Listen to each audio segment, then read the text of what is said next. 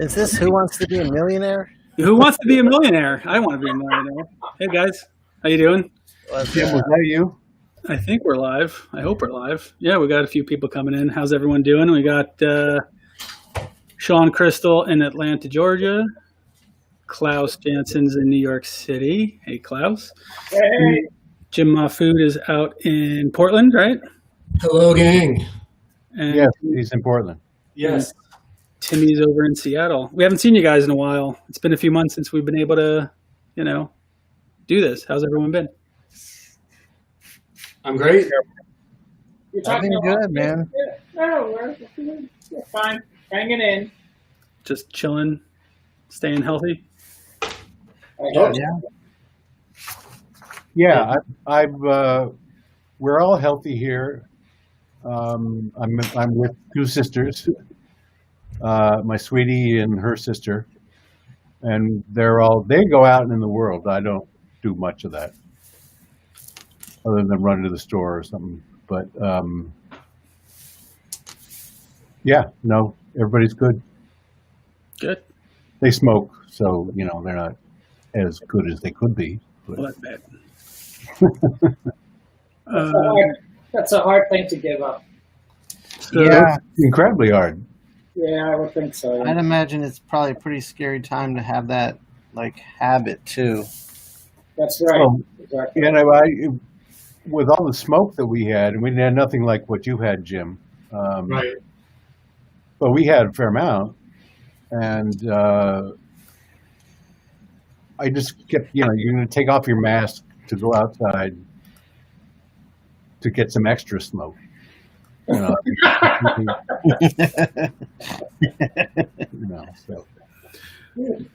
So we're inking Matteo Scalera art today. All right, everyone? Yeah, very excited about this one. Let's see which images everyone's using. Let's see, where are you, Jim? Let's start with Jim. Yeah. I have this, what's this one called, Jason? Is that Pathfinder? Is it? Yeah. Badass Warrior Dude. Is this from something? Is this from a... Yeah. It's from one of his covers. Yeah, these are all covers, I'm pretty sure, right, Jay? Yeah. They're layouts and thumbnails for published covers. Pathfinder is what I'm doing, Jay. So Well, there's different characters on that title. she's female. Well, yeah, there's a male lead and a female. And they're both Pathfinders? I don't know. I didn't get it. What company is this? Does anybody know? I believe it's at Boom Studios. Oh, they're doing good. So you got Pathfinder. Let's see, Sean. I have Incorruptible, I think it is. Incorruptible. Yep, that's right. That's number 23, I think. Yep, that's the actual published version that Matteo did, if anyone wants to check it out. So that's what Matteo actually finished. Yeah, we were trying to get Matteo to show up, right? For this Yeah, Matteo was really trying to come in on this, but he and his girlfriend had a little weekend getaway planned outside of Rome, and he was trying to push it back so he could get into this, but he couldn't work it. Smart man. Yeah, I don't feel bad for him. I mean, Yeah. he's so Italian. Come on. Yeah. Weekend getaway? Come on. Yeah. Yeah, imagine being able to just head down to the mountains outside of Rome for a weekend. That's pretty awesome. I mean, we can. We're just not allowed to travel. Well, yeah, it also would cost just a little bit of money. So let's see. You guys, before you started this, was there a plan of attack into? Yeah, let's do that. Yeah, Jim, why don't you start? I never even considered what it would be like to ink Matteo's work necessarily, but he's such a solid draftsman and artist that how can you go wrong? It's everything's there basically. I've also been able to sit next to him at conventions and actually watch him draw. So talk about feeling bad about your own ability. It's like, okay, maybe I'll just retire after this. I don't know. But I've never watched him draw. I've only heard him draw. right. yes, the clanking of the ink splatter. Yeah. Here we go. There it is. There it is. I happen to see some of the pages that he's doing at Jason's house, what he's doing for Harley Quinn. Is that right, Jason? He's doing a Harley Quinn story? That's correct. That's For the Sean Murphy verse. And the pages were done in wash, and they were absolutely astounding. I haven't been able to get them out of my head. Absolutely incredible. And we all know, how difficult wash can be. There was not one piece of white paint anywhere. It was just amazing. Except for the splatter. Yeah, Right, exactly. Yeah, No, it's amazing the control he has with wash. yeah, he's a special type of artist for sure. I gave up trying to have that kind of control early on. And happily so, really. But, when I was younger, there's people like Neil Adams working in Creepy and Eerie and stuff. Yeah. And he was just a master at it. And, a lot of the grads would be very smooth and stuff. And yeah. You're talking about that vampire story, Tim? well, the Dracula one, yeah, but there were a number of other ones, just sort of throwaways that aren't all that well known. There's a famous one he did in pencil in Vampirella, Yeah, I remember that. which is beautiful. But I'm talking about the wash, the control he had with wash, and then Rock God too.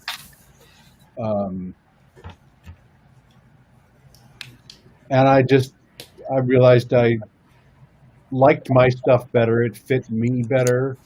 And some of it was just, well, fuck, I'll never get this. But also it was about, I thought it fit me better to be sloppier in a way. To show the work on the page. Yeah, I like that. And Matteo's stuff is flawlessly smooth. Yeah, I got to sit next to him at Tokyo Comic Con last year in Japan, and watching him do commissions, he doesn't use photo reference or anything. He just sits down and locks in and starts penciling these incredible pages or these incredible images with perspective and dynamism and everything is there. Everything's fully formed. And then he goes into inking, and his inking is flawless and has a specific technique to it. And it's just extremely impressive draftsmanship and confidence. And he's so fast too. Yeah, super fast. Yeah, man.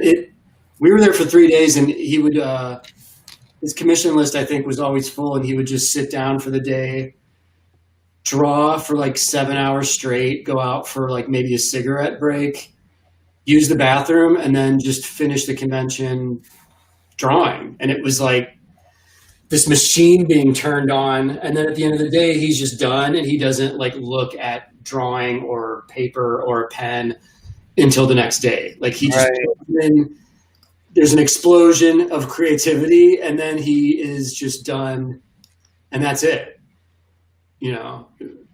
Very impressive. Yeah, I remember we were at a show in North Carolina, and me and Tommy Lee were watching him draw, work on a commission, and Tommy is just like, you're just built for this. Yeah. And I was like, yeah, he really is.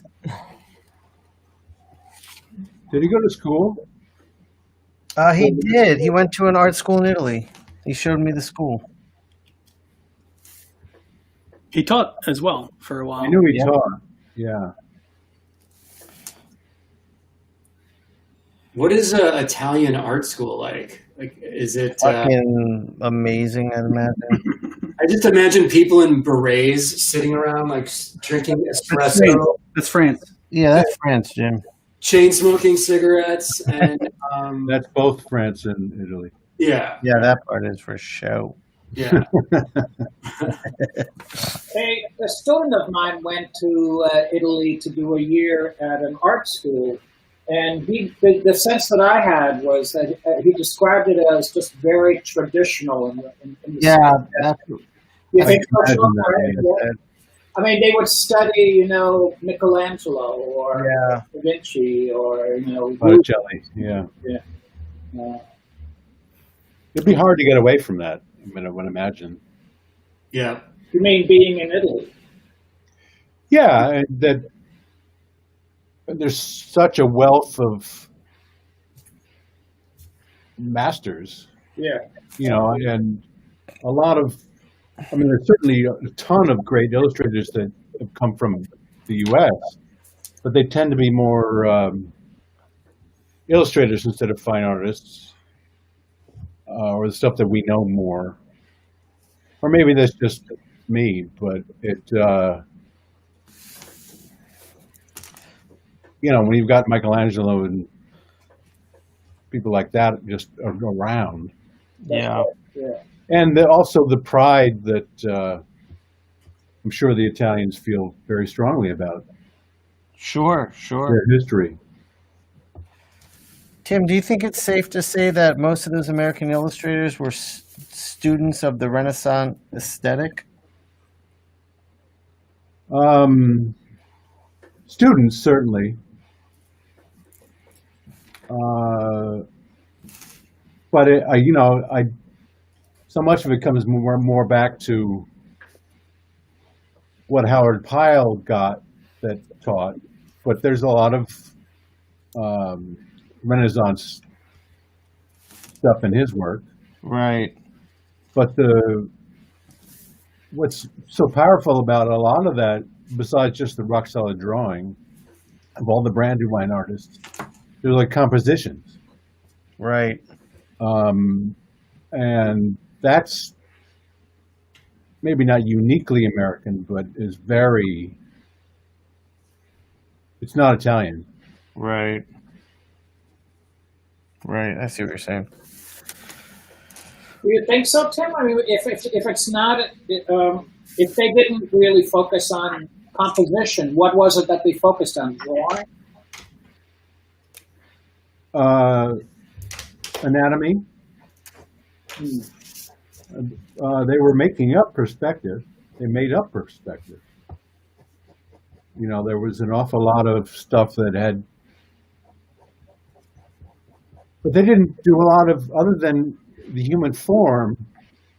They didn't go out and look at mountains and paint mountains. They just bring a bunch of rocks into the studio and paint rocks, and that was supposed to be mountains.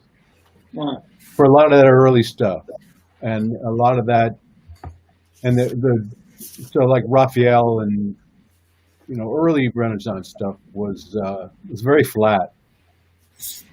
Well, because they didn't use mathematical perspective, you said. They used like foreshortening and shapes in front of each other, right? I mean. Yes, Yeah. but not vanishing points and stuff like that. Right, exactly. Yeah. And then they did, but it was never really sort of the forefront of a lot of stuff for a while, and then it was. And if anyone has any questions that they want to write down, just feel free to comment there. And how many people are inking along, Jay? Has anyone sort of said, I'm in here doing it too? Yeah, I don't know. No one's mentioned that yet. I know a bunch of people downloaded the blue line, so Oh, really? feel free to hashtag or tag me at Sequence Art, and we'll retweet them. Yeah, and Jay, tell them where they can get it if they want to download it right now. That's a good idea. Let me find that link. So I'll talk about, if you want, my approach on this. Sure. Yeah. If you want to pull it up, Jay. There you go. So this was just a very graphic cover with a nice design element in the background with the skull. And I chose it because I saw an opportunity to build a lot of cool atmosphere and depth into the piece, but also because it's so graphic, I saw a lot of opportunity in areas where I could try to bring some nuance into the blacks, like create darks, areas like this right here or in here. So areas to play, I guess, is the best way to put it. Because if I just went totally black, I think it would work. It would just feel very flat to me. Is that a cover image? Yeah, it's from Incorruptible number 23. Nice.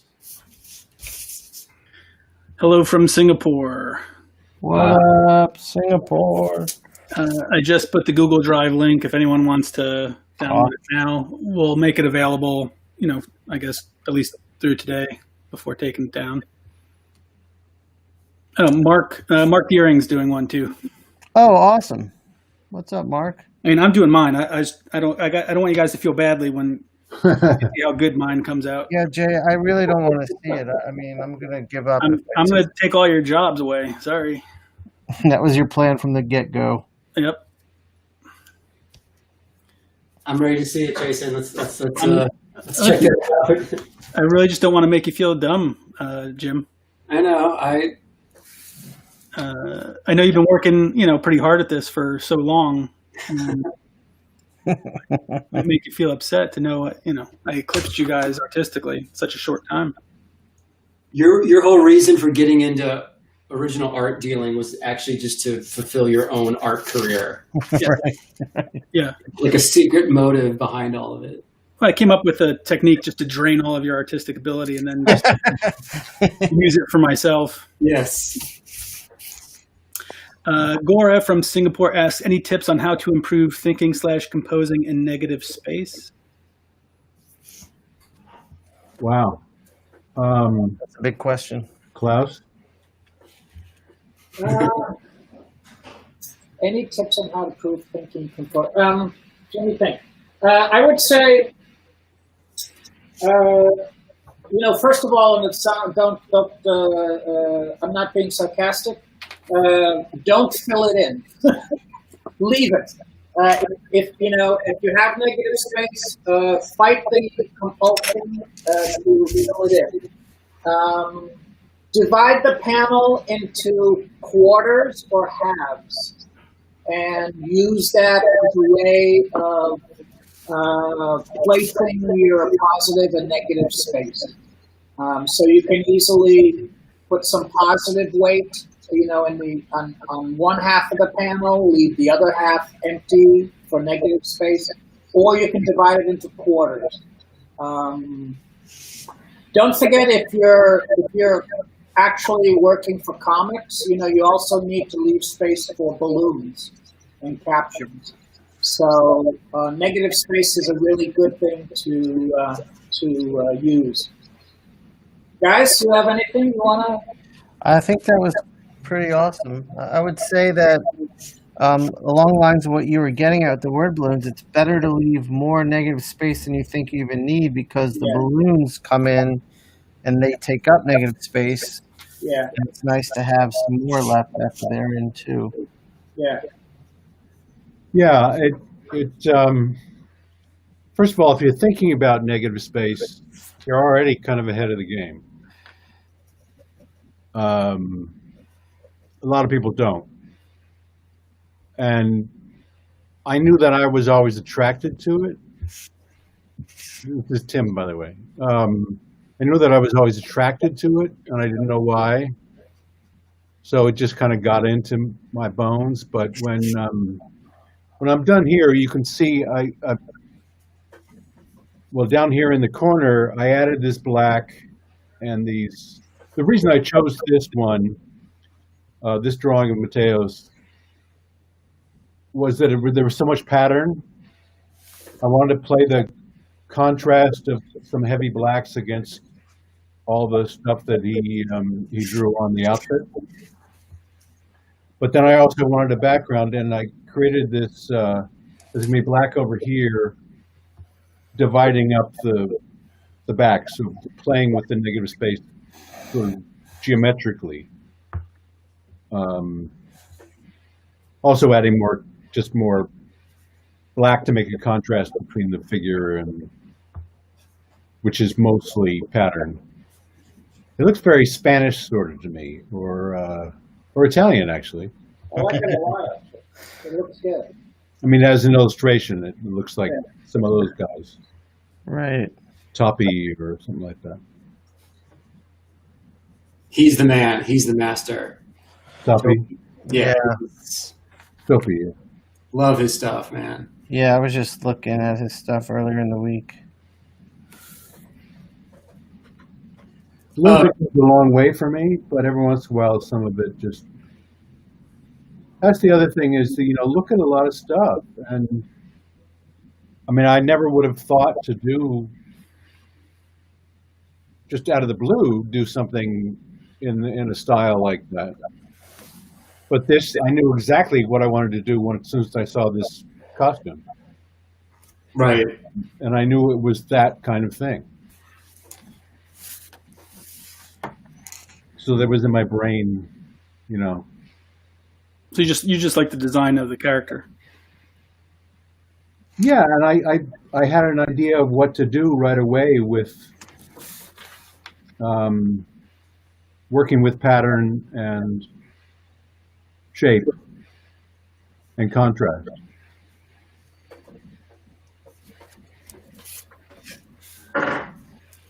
Well, Tim, you use, I think my favorite word when it comes to art, which is contrast. Yeah.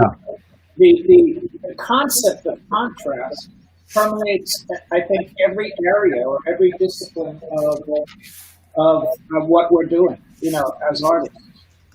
Yeah, I agree. Yeah, big, small, busy, quiet, Absolutely, yeah. that sort of thing. Yeah, I totally agree with that. I had a question for Klaus and Tim, which is, Klaus, you were mentioning leaving room for word balloons and such. Sure. After doing comics for a certain amount of years, when you guys are working from someone else's script, can you look at the script and basically see, oh, this panel has this amount of dialogue.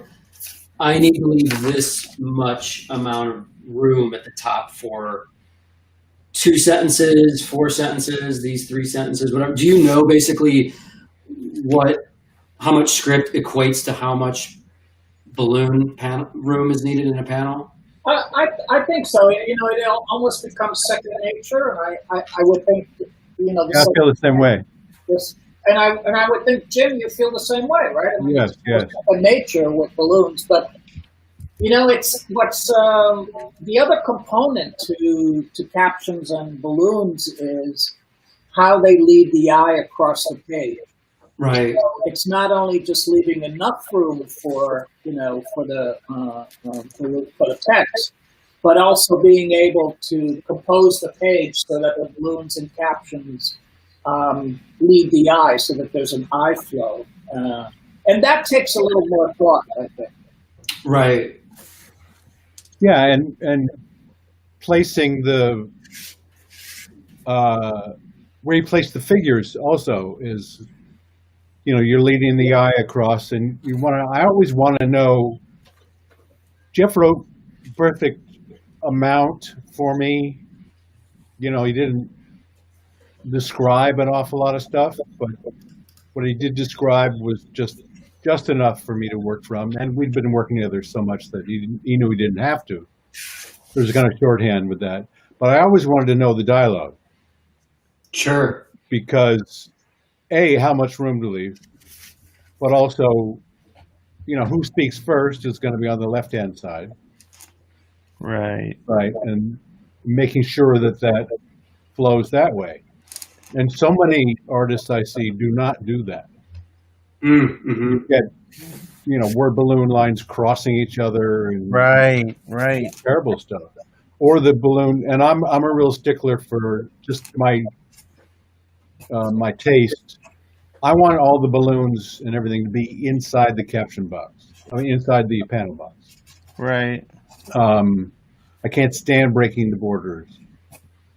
So I make sure to leave enough room. And What, Tim? Why is that? Do you find it? I just like the aesthetic of it. Right. Right.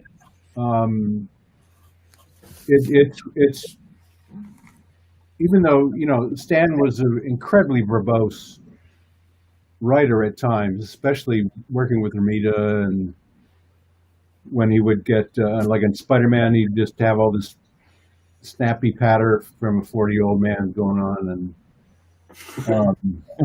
which I just fell for, hook, line, and sinker. I thought it was great stuff. But I look at pages now, and if I wouldn't look twice at that book as a 64-year-old man, but it's the way everything was back then. Sure. Right. And then at some point it became really normal, even if there was a ton of room for word balloons in the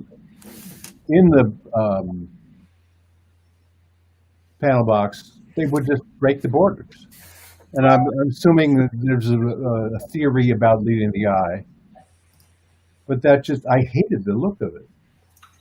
Yeah. When Marvel went to different size paper, and they suddenly everybody was drawing 4 panels on a page, Kirby especially, just to get this, get a lot of stuff there. And Stan was writing it, and it was pretty minimal, and he was still breaking the borders. Mm-hmm. And anyway, so once it came down to when I had control over it, I actually had a sort of over the phone fighting match with Jeff. Jeff fortunately was there to calm me down. You know me, Klaus, I'm a real hothead. This was a conversation with Mike Carlin, and Jeff, where I was saying what I've just been saying, and what was Mike's counter argument? he wanted to break borders, and he said, "Look, I've gone to school for this," and I just went off, and Jeff wisely said, "Look, Mike, are you telling us that we'll sell fewer copies if we have the word balloons in the panel borders?" Funny. He said, "No." Well, then that's what we're doing. Awesome. Well, that's a great argument. Yeah. Yeah, that really is. Yeah, that's great. But Mike actually said, "I went to school for this." Is that what you said? I studied this or something. Yeah. Well, wow. He had a lot of experience with it, and it was the way things were more commonly done.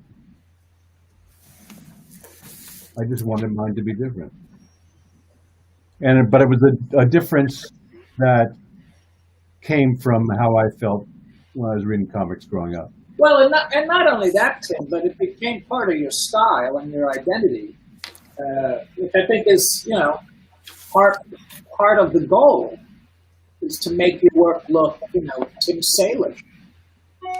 Yeah, I didn't have that in my head, but it definitely does that. Sure. Like, Walter uses John Workman all the time. And right. That's, because Walter likes that style, and it's very identifiable with his work. I worked with Workman on a job once, and it was the best experience I've ever had working with Really? him. Oh, absolutely. Learned a lot. He was great. Richard is the only guy that I worked with. Starking? Starkings, yeah. And the only guy, Jeff has it in his contracts. Really? It's Richard or nobody. Well, it's funny. I ended up working with workmen because Tommy Lee won't work with anybody but John, and it was on Mother Panic, so everyone who worked on Mother Panic got to work with John as well. Well, Richard, just one of the things. Richard, first of all, has a great design sense, and he also works with another guy that has a superb design sense, John Rochelle. But and it's really just kind of the two of them. And Richard was one of the pioneers of computer lettering.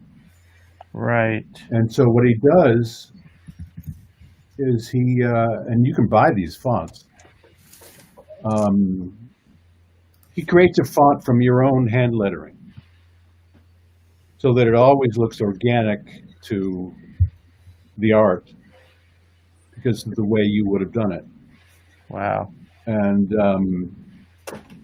he'll even do that with people who, like, if you guys are familiar with, I'm sure you are, Mobius's lettering is pretty fucking sloppy and hard to read.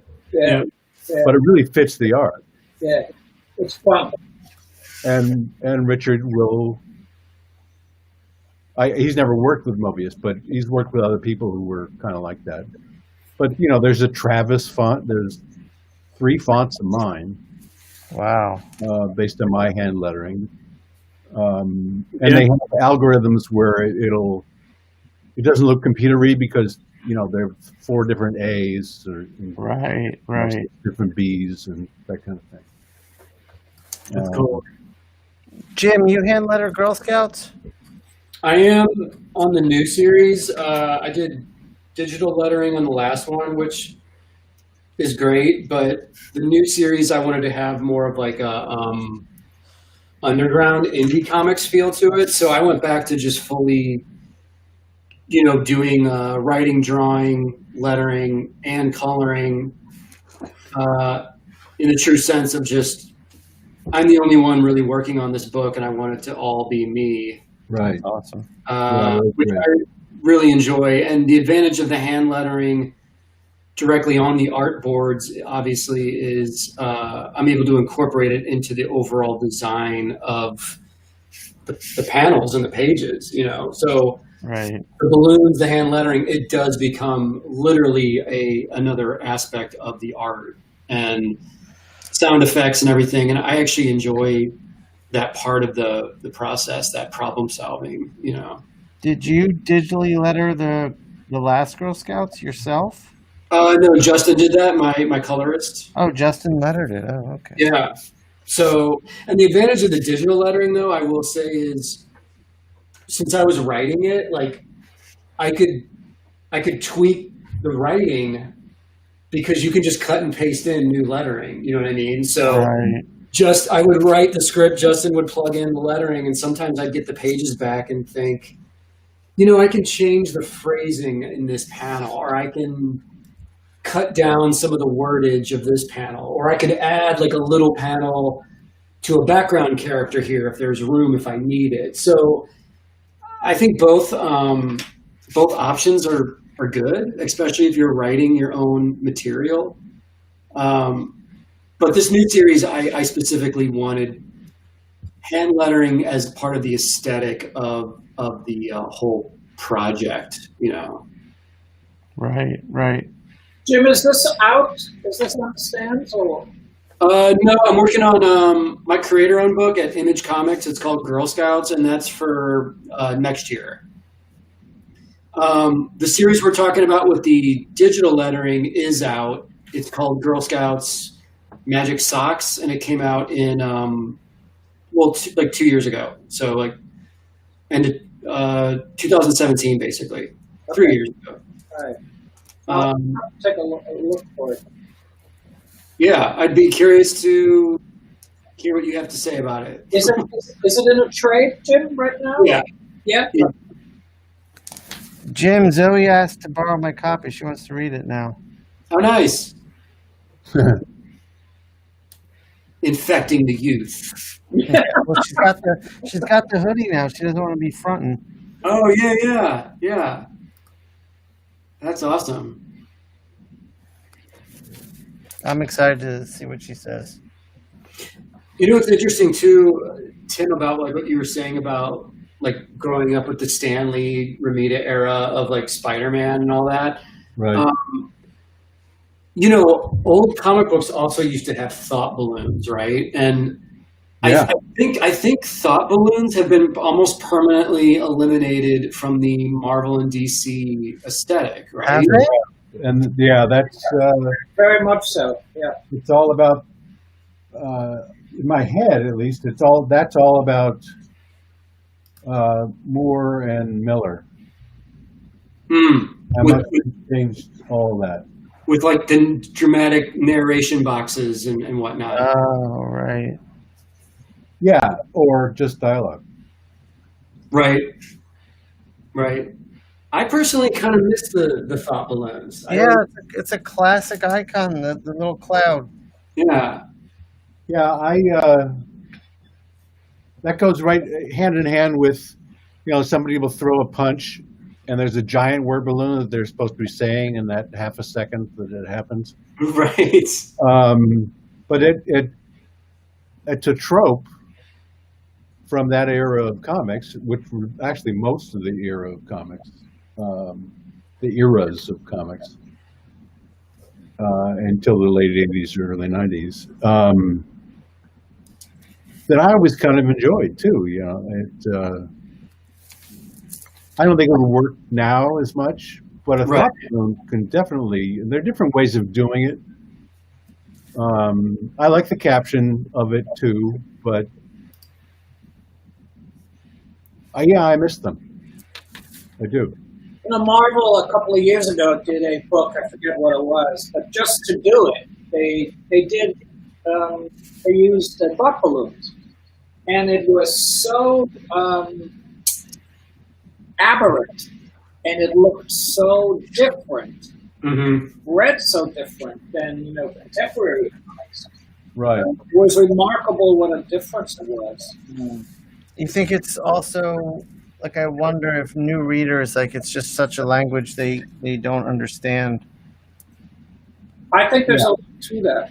I agree with that. I mean, for me, I always enjoyed that about comics. Like, learning how to read them was kind of like the secret society thing that it was fun to figure out. Yeah. My dad could never get it. He couldn't get the thought balloons. Oh, he didn't know where to go, Oh, You mean from panel to panel? I said, Dad, it's left, right, top to bottom. He's an English professor, for crying out loud.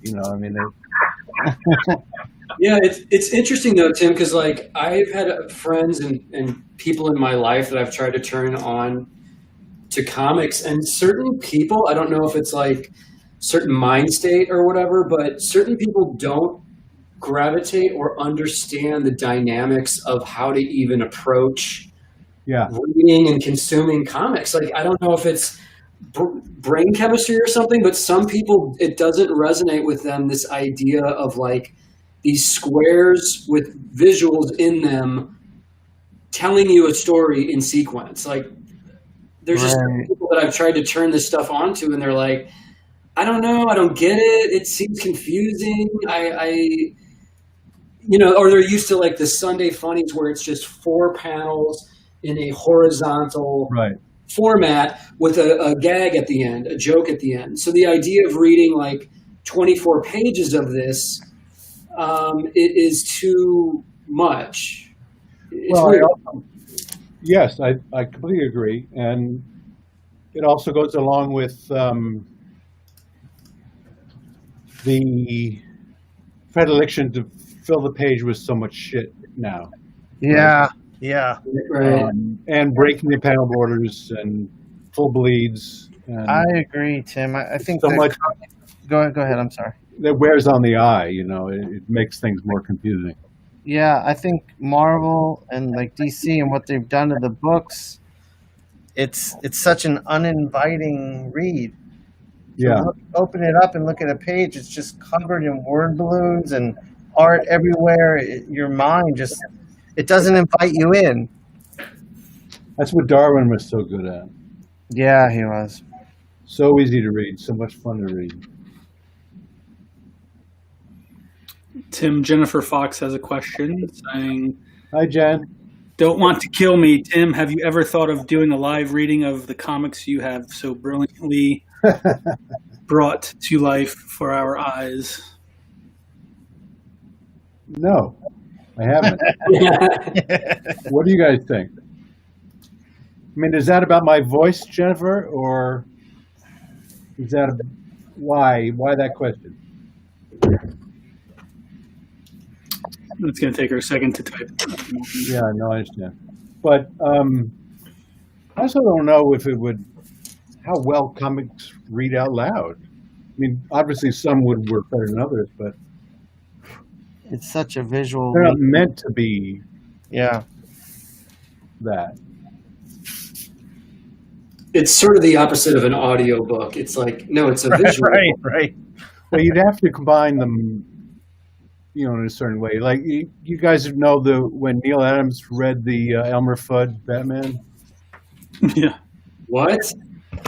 Oh yeah, Is that a thing? yeah, you can find it. Sienkiewicz was the first guy I know that posted it on Facebook. Oh shit. Okay. But I bet you could look it up. He read the whole issue, and he said he loved it so much. And he did the voices, and they're not terrible. I mean, it's identifiable as Neil doing Elmer Fudd. Sure. Not Mel Blanc, but but who is? Nobody. But there would be pictures to go along with it. You're not just looking at Neil reading a book. Got it. Okay. She says it's it's not only your voice; it's from your point of view and the inflection you would give to it. I've never tried. I don't. It's interesting. I think we should do a Kickstarter for Tim to start.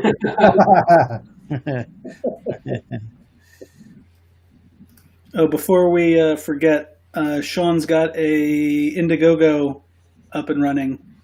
Yeah, I've launched my educational art series with my first video. It's up on Indiegogo. Jay's got the link right up there. It's there, but I'm going to pop it in the comments section for you to check out. Yeah, check it out. There's a video kind of showing what it's all going to look like. I wrote it all up. Focusing on traditional inking for the first several videos. I have a lot of guests that are going to be coming and doing videos. So I have high hopes for this.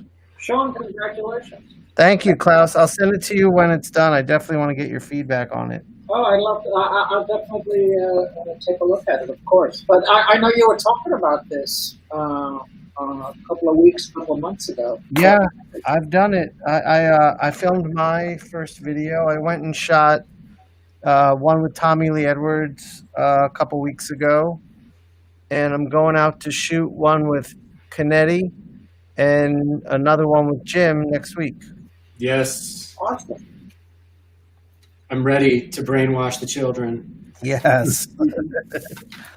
And you can... Sean, your first video, though, the one you're offering, I mean, it's like, how long is it? It's over 3 hours? Yeah, it's probably going to, I mean, we're doing the final edit now. It's going to be between 3 and 4 hours. There's a chance maybe slightly more than 4 hours. And it's instruction the whole time. I mean, it's pretty in depth. Yeah, wow. It's a lot of bang for your buck, people. Yeah, it's $20 for the video. So, I mean, I used to teach at an art school, so I know what art school costs, and I did it long enough that I'm confident as a teacher and as an artist. So, I thought it'd be nice to be able to offer a better experience than art school offers for a fraction of the cost of art school. And even if you're in art school, it's so cheap, it seems like a nice supplemental thing to have. Sure. And also, you can also find Jim's art up at inkyknuckles.com, by the way. Yeah. Thank you, Jason. Sure. Are you doing commissions now, too? I am. My commission list is actually open right now. So inkyknuckles.com, if you want to get on that list, you can reach out to Cam and he will respond to you. If you tell him you don't like his mustache, you'll get a discount.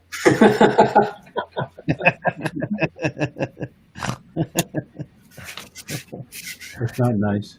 Hey, what do you guys know about Copic markers? Is anybody using or has used Copic markers? I've used them a little bit, Tim. Jim, you've used them too, right? I have. Klaus, it's interesting that you brought that up because, Sean, weren't we talking about this a couple weeks ago? Yeah. Yes.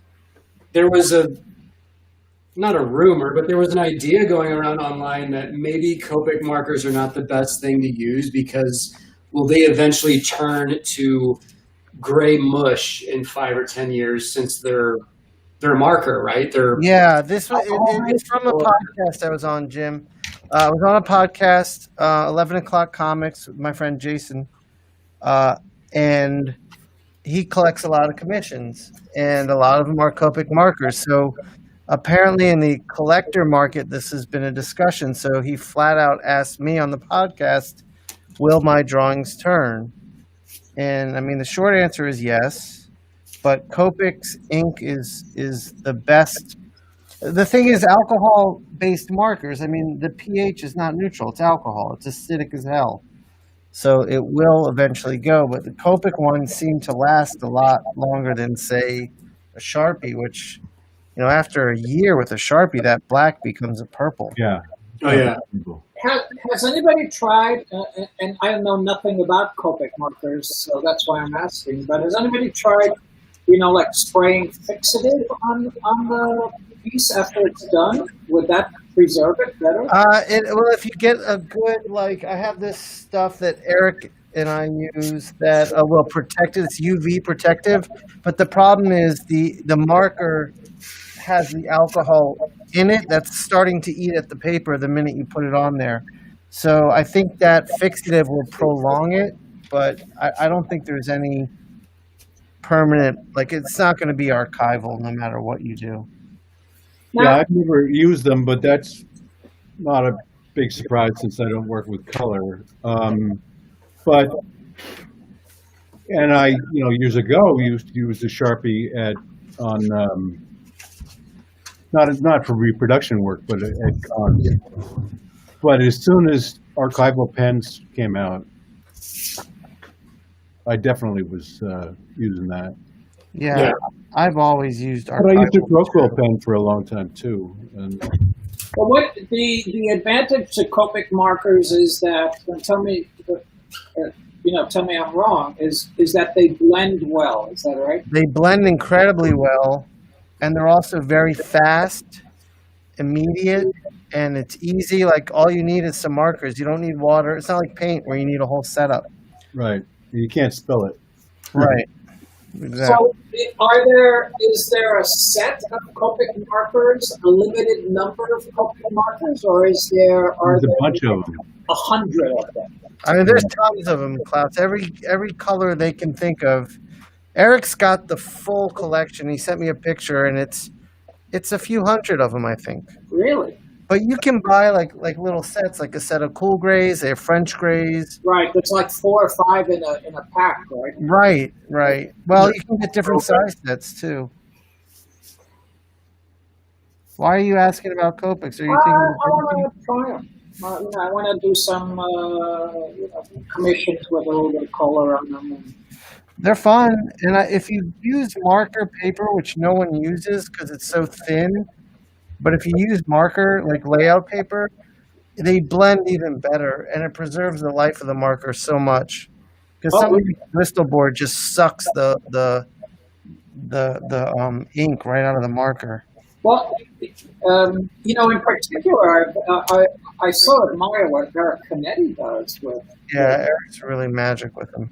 It's incredible. Yeah. Well, He's like a master of the Copic. I mean, he's like basically painting with these He's markers. Eric. anything he touches, he's gonna Yeah. be amazing. Well, and Adam, Adam Hood. Adam Hughes. And he was, Yes. Yes. Uh, Klaus, I'm pretty sure what Adam does is on all his covers, he does a grayscale value marker rendering, scans it in, and then uses Photoshop to Color. turn it to color. Yeah. Yeah. But a lot of his, that's for published work, right? Right. Right. Yeah. No, but a lot of he doesn't draw at cons. Well, nobody draws at cons now. He doesn't draw that much at cons, but a lot of that was Copic, Right. or all of it probably. And Bruce Timm, Yeah. he's really good at it too. Yeah. Bruce is great at it. I don't know if Darwin ever used him. Probably did, but he doesn't. He doesn't render that much. Right. And he does. He did use paint too. Yeah. That's what I use. No, he did. I have a Harley Ivy from Darwin that has Copics. Okay. really? Do you really, Jay? Hmm? I never saw that one. I'll show you. Is it hanging up in your house? It's in my portfolio. Oh. Jay, did I tell you I watched you and Mike Reis? And Oh, you did? yeah, it was fun. No, thanks. I always think I sound like an idiot. So Oh yeah. How was that, Jay? I wanted to ask. What is that, Jason? What? that was good. Me and Mike Rice went on Comic Art Fans live stream to talk about collecting and stuff. I thought it was really great with you guys. Mike didn't talk much, but Mike, it was funny. He was saying how he didn't think he had any good art. I was like, dude, he's got all his stuff is good stuff. He's got Kari Andrews, Adam Hughes. He's got all kinds of good shit. Tim Sale. Would you Say, consider him like a legendary collector, basically? say it again. Would you consider him to be like a legendary kind of collector? No, not in that sense, because there's so many guys that have been doing it for longer with crazier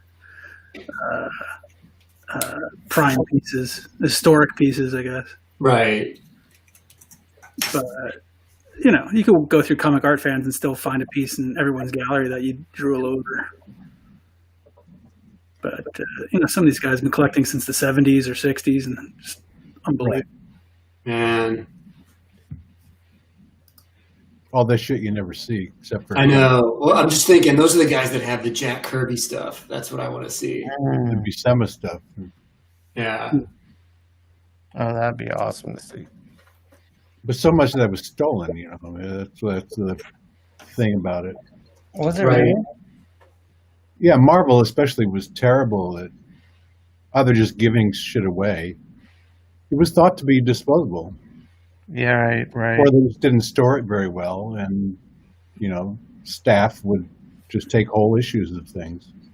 We used to give it away at the Marvel offices too, right? Yeah, no, that's what I said at the beginning. Yeah, if you went up to visit, here have a have a page. Sure, thanks. It's only $20,000. Man. It was nothing then. Yeah. 20 now, 100 now.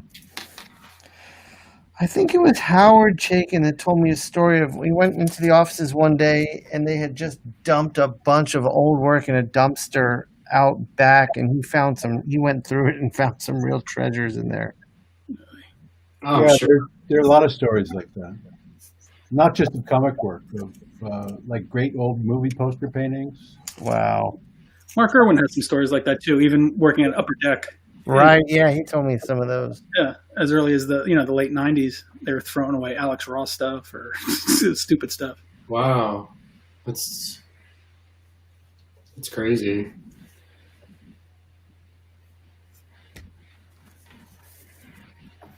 How's it coming for you guys? That looks really good, Sean. Oh, thank you. Thank you. It's good, man. I'm having fun. Oh, Jim, that's killer, dude. I knew you were going to bring some cool powder into that. That's awesome. Yeah, I just figured let's build off all this liney goodness, this stuff going on. Jim, that looks amazing. Thank you. I don't like it, Jim. I'm sorry. You're like, not my cup of tea. I like that white shape in there, Tim. That's really solid. Thanks. Was Yeah, that in the drawing, or did you add that? I added that. That's nice. Nice. That's what I was talking about earlier with the negative space. Right, right. Yeah, it looks great. Thanks.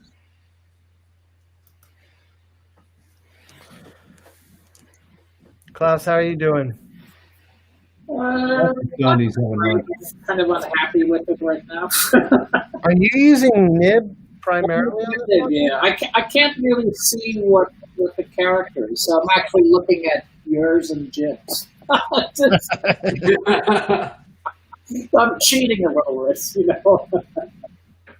Well, that's why I asked for the pencils. Yeah, no, you're It helped a absolutely huge amount. yeah. I just need to make them darker next time. Yeah. Jay, I can show you how to do that. I can show Or you. at least send a Xerox. You know what I'm saying, Jason? Which was what we did last time. Yeah. Well, I just asked him for a scan of the pencils. And it, once I had the scan of the pencils, looking at the blue line, which I couldn't make heads or tails of before, Of course, yeah. suddenly I could see things Yeah. that I didn't see before. Hey, it's Dan Panosian, Dan Panosian, my the favorite most talented guy on Twitter. Wait, Dan's in here? Oh, there he is. Yeah. I would say, Dan, turn on your Dan's question. Oh, go ahead, Jim. I'm sorry. turn on your camera, Dan, and start drawing with us right now. Yeah, Dan's question isn't really a question. It's more of, hey, everyone, look, it's me. Pay attention to me. I'm here. I'm Dan. I need attention. Wow. Well, Dan does invite that sort of. Here, I'll send him a link and see if he wants to come in. That would be awesome. That'd be amazing. He's going to take over. You realize this. It's okay. Yeah, I look forward to it. Tired of you guys. Tired of me. All right, Dan, I sent you a link. If Come on, Dan. Come on. okay.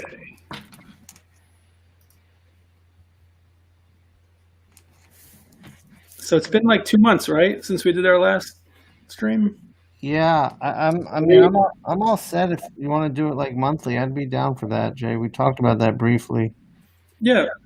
Which Like on my new computer, so that's all better. Tim, you have a new computer? Yeah. What?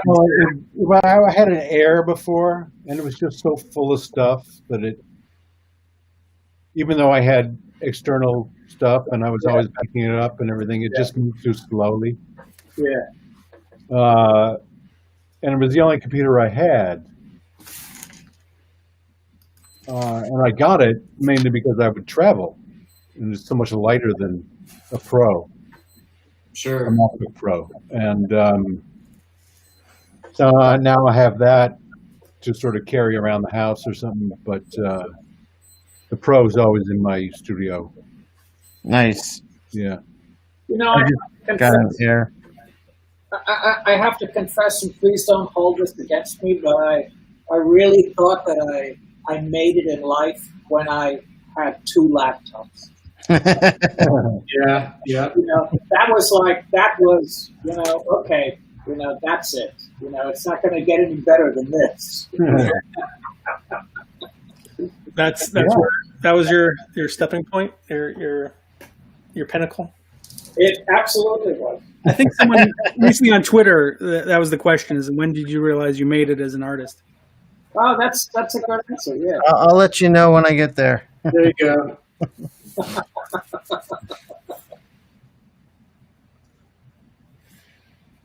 I knew that I had made it when Dan Panosian started giving me rides to Drink and Draw when I lived in LA. He was like, "Hey man, we live close enough. Like, I'll drive down the hill. I'll pick you up on the way to Drink and Draw in like his aggressive, incredible muscle car." And I was like, I've made it. Dan Panosian from Extreme Studios and Drink and Draw co-founder is driving me to drink and draw. This is huge.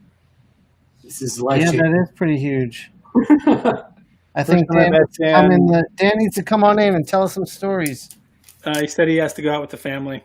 Oh, he's such a... Ah, That's a lie. man. Yeah.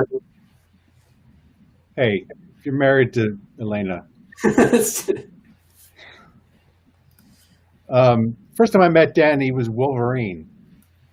It was like Halloween at a con in Long Beach. Yes, I remember he did that. And it was so funny because he was so done up, and he's just a little musclehead, but he just was beaming. He was so friendly and nice, and I think he was working with, he and Dave were working with you at that point, Jay, I think, Yeah. Yeah, they came on board. before I was, maybe even, right? So, Yeah, it was a Halloween, right, Long Beach Con that just yeah, Very sounds good. like, nobody showed up. well, that's Long Beach, yeah. Yeah. Oh, I remember those shows. Yeah. Oh, they're all terrible. Yeah. They would give us a free, I mean, they'd give me a free table, so I'd always show up with high hopes, and then it was always kind of like, oh, yeah, Long Beach. There's not a huge community here for this. I don't know. Dan's But gonna, their hearts were in the right place, though, you know. Dan's gonna start a new career as a cosplayer, I think. We're ready for that. We're ready. Dave was way into building costumes and stuff. Oh, that's right. Wow. They had their samurai suits they made that year. Yeah. This is the best cosplayer. This is the best one. Eric, cosplay.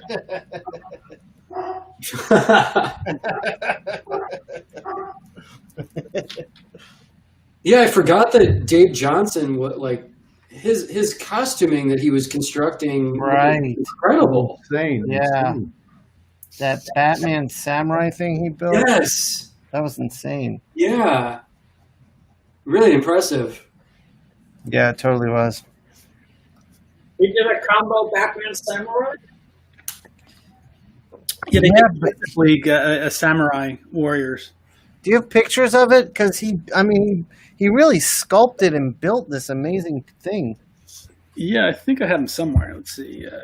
Yeah, that was what was so impressive. I mean, obviously, his design sense is impeccable, but just the way he cobbled it together with, Yeah. The execution of it, I was like, how yeah. did you learn to do this? Like, this is nuts. And then, of course, he would say stuff like, "Oh, no, it's easy. You just." Right.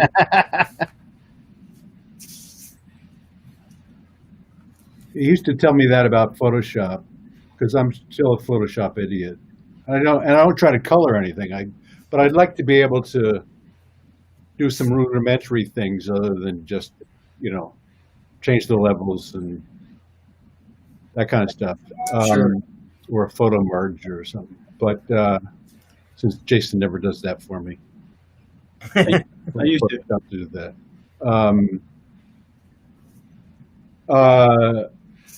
And he'd say, "Well, that's easy. I teach you that in 2 seconds." Well, you haven't. And that's the kind of thing that, hey, Mirko. Yeah, Mirko's here. Hey, Mirko. I know Dan says he made those costumes out of trash cans. Yeah. Dave did, yeah. Wow. I think Man. Brooks has one that is in his basement now. Fuck Brooks.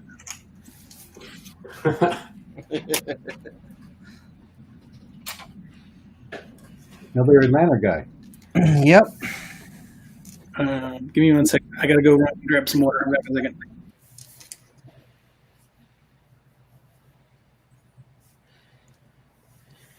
Jim, are you done with your first one yet?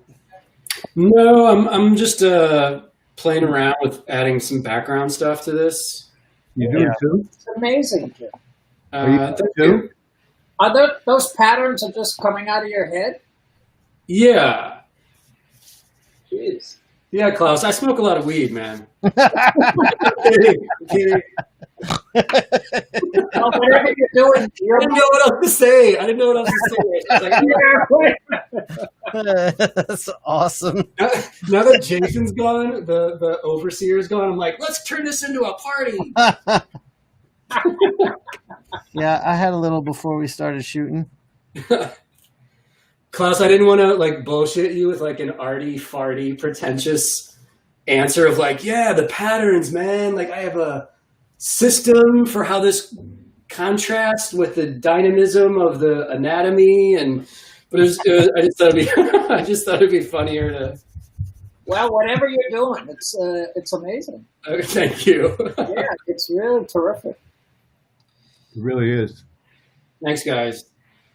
Tim, when I do the I'll do a few videos on Photoshop. I'll make sure to send you copies of those, so at least you'll have some like stuff to watch and follow along with.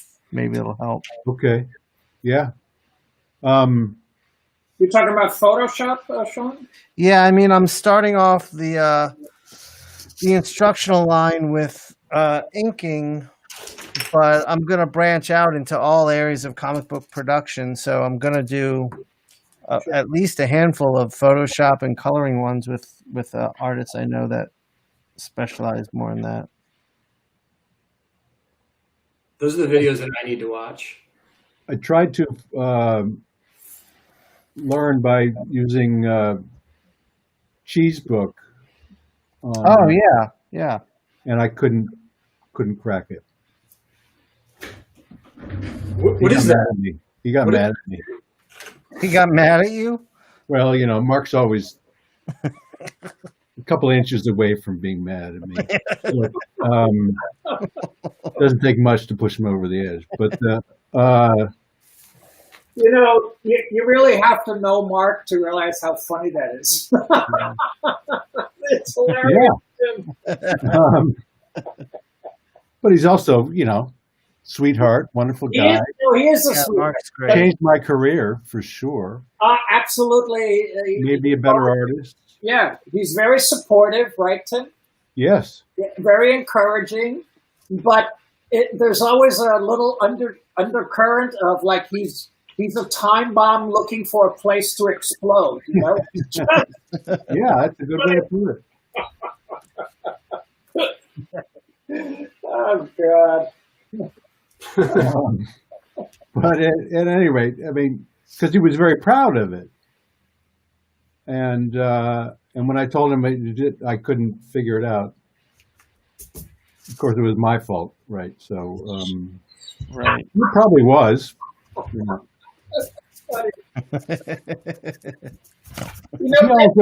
and I also had talking about schools and teaching and stuff like that. Yeah.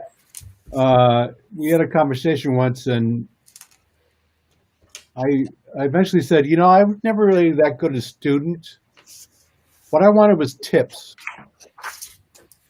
Yeah. I didn't want to, put my stuff up in front of a class and have it critiqued and do all that stuff. Why was that, Tim? Oh, I'm just terribly shy about it. Oh, okay. And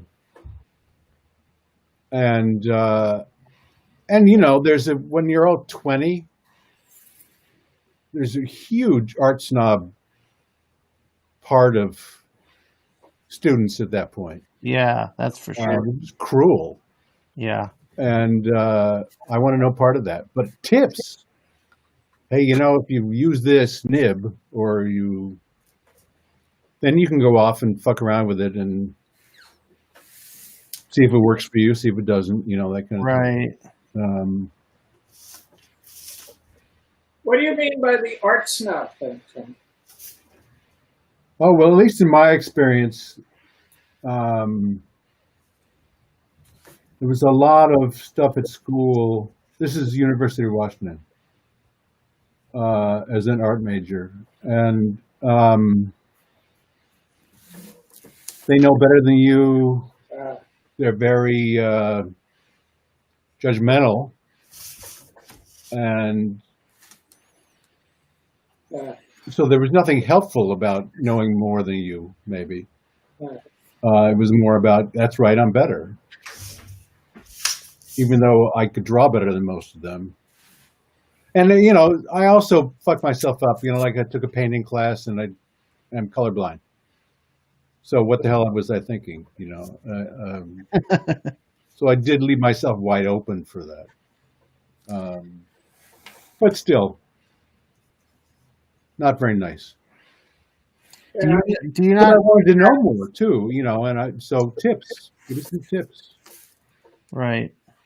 Klaus, do you not see that as a teacher that your students do that? You know, I actually don't. That's why I was Well, actually, let me ask you. You don't teach like freshmen, right? sophomore. Oh, okay. But same thing, you know. I found that certain personality types, like they came out of high school, they were the shit in their high school. Now they're in art school, and there's a competitive nature, and they're taking their first comics class. So some of the personality types are very much what Tim was saying. It was almost like they were puffing out their chest, trying to like mark their turf. Yeah, a lot of different things. You know, I used to do a lot of bicycling, Right. and you run into bike snobs. I mean, there's just an awful lot of different interests. You know, nobody was a pro then, but you know, you talk about, you know, gearheads. Oh, and you don't know that? Right. You really don't know very much, do you? You know, that kind of thing. Right. Right. I got you. Tim, I'm curious, when you took the painting class, being colorblind, were you able to get anything out of it in terms of understanding at least tone? Like, does that make sense? Like being able to render and maybe Yeah, it makes sense. tone? Oh, I think rendering and the application of the paint. First of all, it was oils, and I don't think that was a smart way to go. Right. Acrylics would have been much more forgiving, but they were teaching oils, and so. And man, the house stunk. That was the other. My parents were not happy of me. Yeah. Right. I'm sure.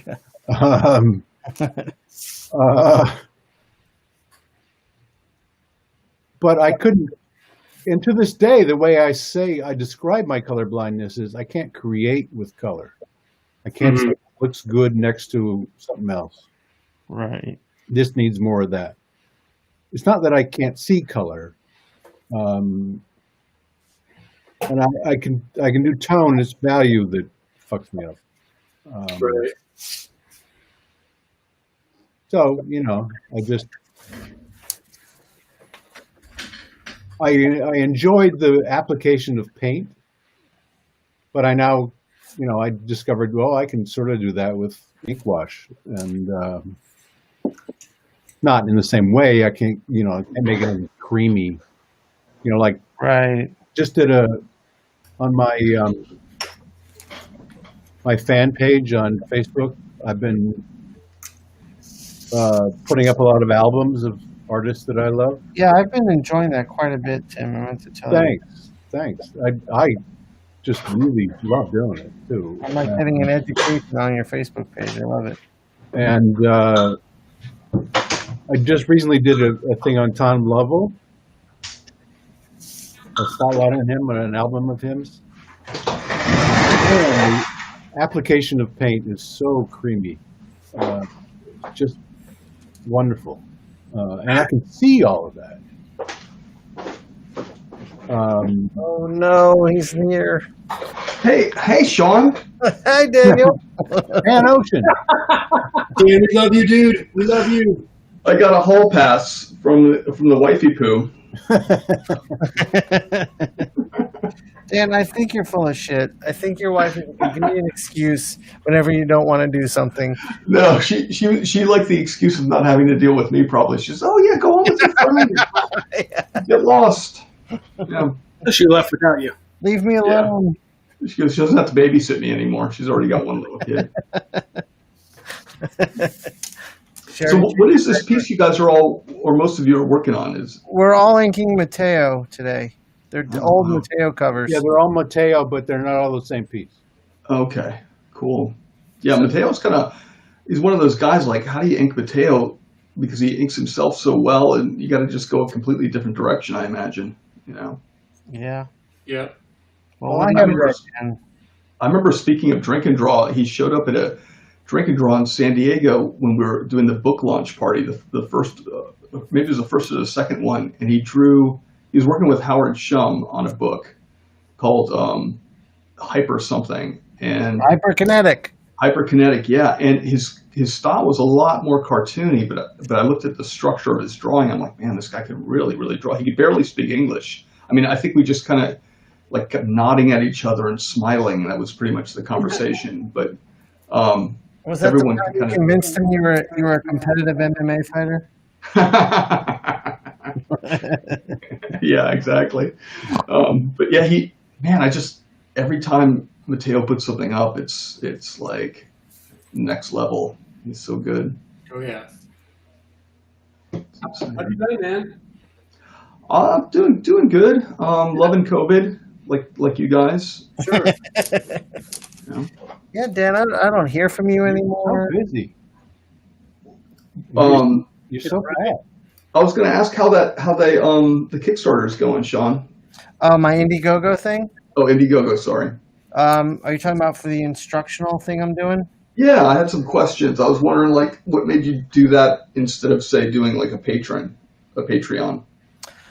Because what I'm doing is I'm building a library of videos that will teach, like let's say, in my mind, like 50 to 100 videos that will teach all areas of comic book production.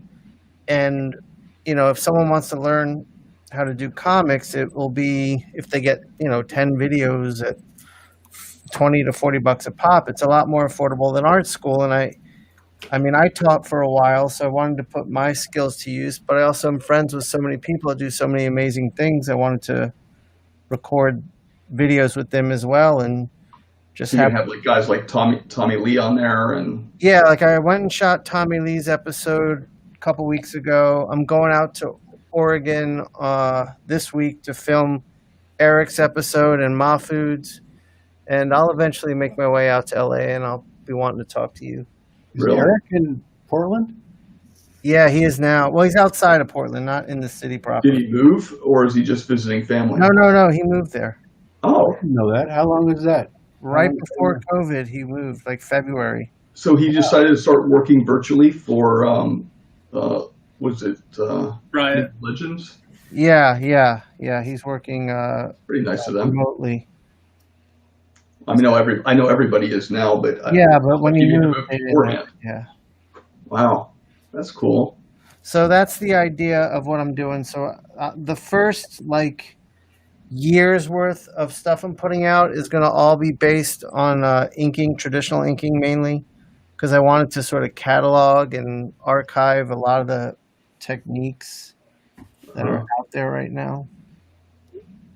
Yeah, that's cool. Are you going to get guys like Klaus on there? I would love to get Klaus. I'm going to talk to Klaus. I would love to get Klaus. I would love to do it. Okay, well then we will set that up for sure. Yeah. Oh, absolutely. Yeah, Dan, I want to get anyone and everyone that I can. Gotta get like Mike Huddleston. He'd probably do it. I'd love to. Hey, Sean. Scott is asking if for those videos, do you need to know how to draw? Well, so my first video that's up now, and we're going to do how to figure drawing and everything eventually, but the first video that's up now is all about line, like what is line, how do you use line, how do you create depth with line, and it gets pretty deep into what line is. So I think it would benefit anyone, no matter where you are in terms of drawing knowledge, because it will give you a more, sort of an intent in your drawing. Mm-hmm. Yeah, I would imagine that, Scott, an interest is the only thing you really need to know, or need to have. Yeah, I agree with that. Sean, are you talking about your ink line in particular? Or yeah, so the video is, I did 3 drawings on the video. One was of a character Jim created, Gordy, just a very simple line drawing that I used microns with. And then I did a Robin drawing that I did with a brush that was all line for the most part. And then I did like 3 X-Men to show how you could build depth and atmosphere in a foreground, midground, background situation. And that was with all types of pens, that one. So it's pretty basic, the first one. But the concepts that I'm teaching are ones that I still really like to go back and review in my own work. Yeah. Sean, when you're, I'd like to send my students to your video. Is there? Do you give like a little bit of a preview at all? For free, like yeah. So on the Indiegogo, there's a video that shows you that explains everything. But this week on Monday, probably, I've edited down like a 2.5-minute lesson out of the video that I'm going to be putting out there for free to give everyone kind of a taste of that's what the video is. Also, you're a giver. I am a giver, Dan. Don't mind my new title on here. Dan the creator. Oh, wait. You have a link? That's the real reason I hopped on, Sean. I knew it. I'm going to try to pirate some of your people and then get them on my... Dan, just hack into my Indiegogo and the funds will go right to you. And you can see my junior art set over there, too. My son. I'll send everybody a complimentary, play school desk as part of their intro. Hey, Dan, do you want to come on my podcast and jam with me and Jim one day? Yeah, I'd love to. All right. Have some chit chat. Can I demand you edit it later and then not air it the way You've already done that. How many did we record before I was able to air one? At least 2. Yeah, I think it was 2. You're such a pain in the ass. Yeah. There's a question for you on the chat. Yeah, Sean, there's another question from Jennifer. I work in a middle school. After school, they have an art club. That won't happen anytime soon since the kids aren't in school now.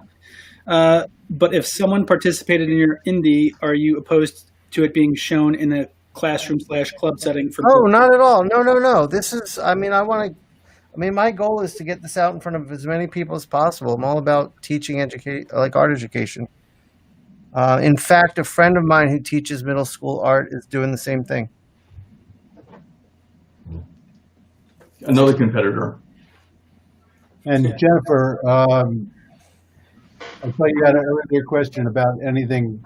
Does anything survive of my days? And no, it does not.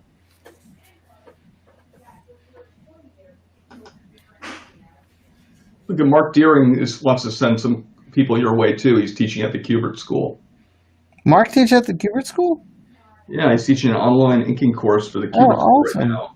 I didn't know you taught Mark. That's awesome. Yeah, I know you don't have a high opinion of Mark, but he has a high opinion of you. So that's Dan, it's you I don't have a high opinion of. Oh. It's almost like being at a con. I know. New York Comic Con is supposed to be going on right now. I listened to the Berserker thing with Keanu the other day. That's the only thing I've tuned into for the New York Comic Con. Did you guys check anything out? No, how was that? It's always interesting. I was just curious to see, something beyond the video they used for the Kickstarter. I wanted to hear what Keanu had to say about working on it. Apparently, the book's going to be like a 12-issue series. Oh, wow. Which I thought it was just going to be a one-shot. Right. Did they not raise? Am I wrong about this? Did they not raise $1 million? I think 1.3, almost 1.4. Yeah. And a half. Wow. Yeah, I think publishers are starting to see the gold in there. Oh, Mark says Klaus is the only one that he has a high opinion of. Thank you, Mark. I agree. I understand, by the way. Yeah, 1.4? 1.5. It was 1.5, I thought. 1.5? My God. I was What are we talking about? was talking to Lee Weeks yesterday about it. The Berserker comic with Keanu Reeves. Yeah, Keanu Reeves, and Ron's drawing it, right? Yeah. Which Ron? Garney? Oh, shit, cool. Yeah. It raised almost 1.5. It's $1,447,000. Dan, do you know if Ron gets a cut of the percentages of the I don't know. Indiegogo, or are they giving him his rate? I don't know what. That would be pretty shitty. if I they think gave he's- him his rate. I think he's probably getting something extra. I mean, I would hope I so. jump ship from Marvel. He's got a great deal over there. So Well, you still Right. get a royalty, I would imagine, right? So Yeah, Yeah. that's what I would think. yeah, I don't know what kind of deal. I haven't talked to Ron in a bit, so who knows what is that? What is that on there? Is that a thumbtack? What is that, Sean? Oh, it's a magnetic thumbtack. I work at like a 45-degree angle, Oh, so it holds everything on my table is magnets. See, I got a magnet on the back of that, jeez, so advanced. Wow. magnet for here. I'm learning so much. Klaus, you've never worked with magnets. Pull me out. Yeah, he works with magnates. I don't see Klaus as a magnet guy, but I could change. I think it's for the future, I heard. I heard it's... I'm a magnet guy. Magnet Robert Futter. I could see Jim Mafood actually just floating and drawing, easily. My Buddha future. master. So Jim- that's a steel table you're working on? What's that, Tim? It's a steel table you're working Yeah, on? it's an old architectural drafting table. When I went to grad school in Savannah, there was a firm that went out of business and dumped all their tables at a Salvation Army, and it was $50. It's got like a motorized lift system in it, but it's got something on top of it that's not metal, but under it is metal. Yeah, the Did whole it come with the magnets, or did you have to supply your own? no, Dan, that was all me. Because that would have been a deal. I had a giant one in Pasadena. I had a giant, like 1,000 pounds or something, wooden table that was probably 8 feet by 6 feet. Wow, that's huge. Yeah, and way up Mine's off the 6 ground feet. too. Mine's 6 feet, like long, and I think 3.5 feet deep. Well, it was it was kind of similar to you. It was in a it may have been an old prop house.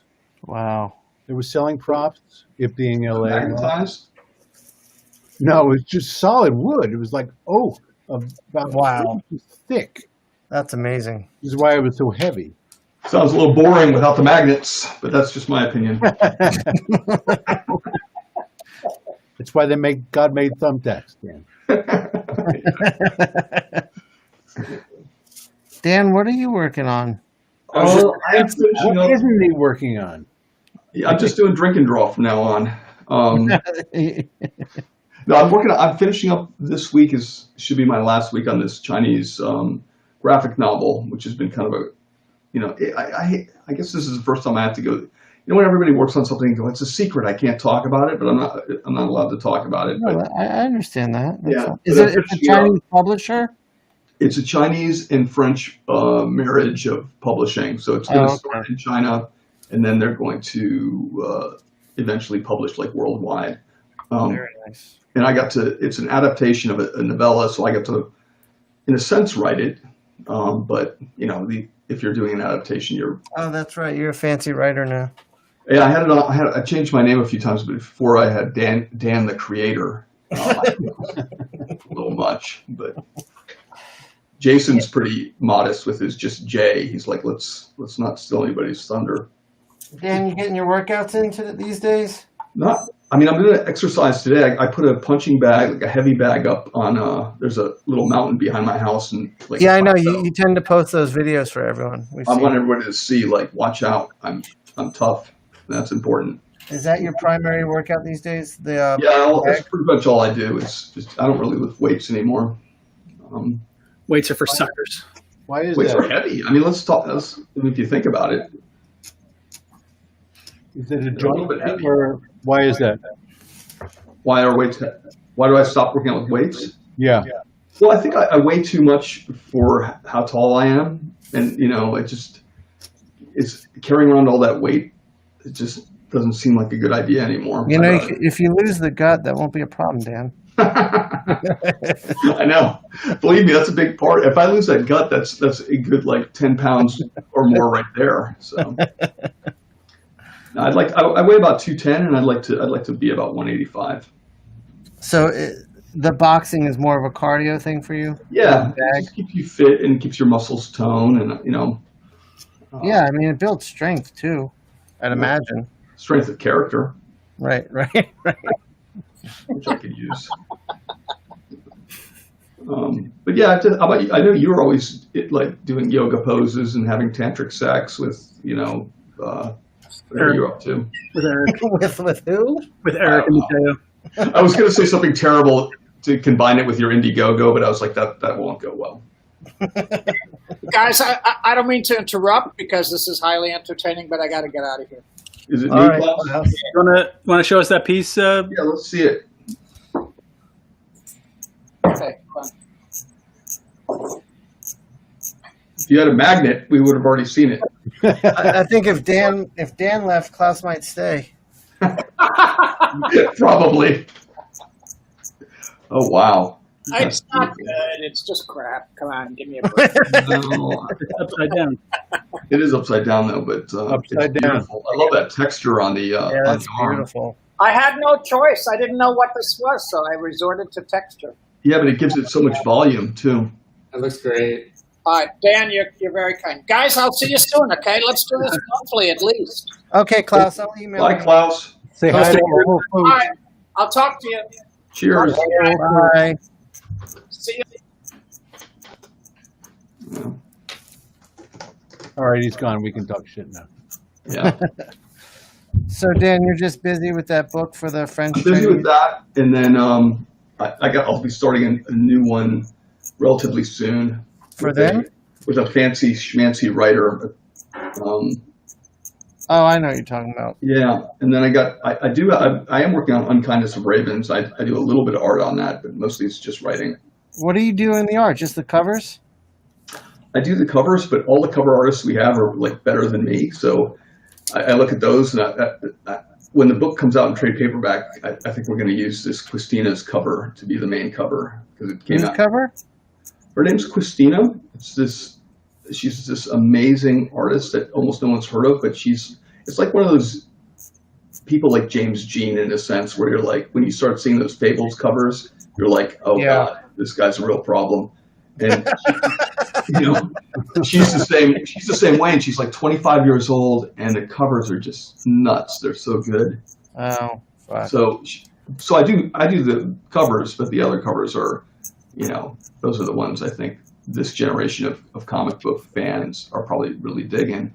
But I do the inside. I also do. There's bookend pieces. So there's 4 pages of art and story that kind of go like a companion to the actual story. It can. Is give this you a little bit a more creation of yours, this book? Yeah. So I created it at Boom, and then they hired the art team. The art team's really good. We lucked out, and the covers, like I said, are amazing too. Boom's doing some nice work, man. Yeah, that Folklords looks amazing by Matt Kint. Have you seen that? No, I have not. And the guy who did Barbarian Lord, what's his name? Matt. He's drawing it. Forget his name. Somebody else is drawing Barbarian other than you? His Twitter handle is Barbarian Lord. That's just, Oh, I'm just an urban barbarian. I'm like a garden variety barbarian. He's a yeah. lord. You're the barbarian with the dad bod. Yeah. I'm gonna have to start doing some power yoga. You Show really you what's should, up. Dan. Although, honestly, I've been running a lot and lifting a lot heavier than I have in the past few years. But I'm still doing yoga, too. Shirtless. Of course. It's hot yoga, naked. Yeah, dude, it's like 98 degrees in that room. Now I kind of want to take hot yoga with you one day. Maybe we could do that as a podcast. All right, let's do it. I'll tell you what, Dan, when we do an episode of yours for my ink pulp instruction, we'll go to a hot yoga class together and film that and put it in there too. Pass. I'm out. Bring Dave Johnson. What's that? Bring Dave Johnson. Okay. Jim is throwing down the canary yellow. That's his signature move. Look at that. Yeah, He's like, hi, everybody. This is what's up. we're partying, Chiarello. Yeah. getting weird. Why not?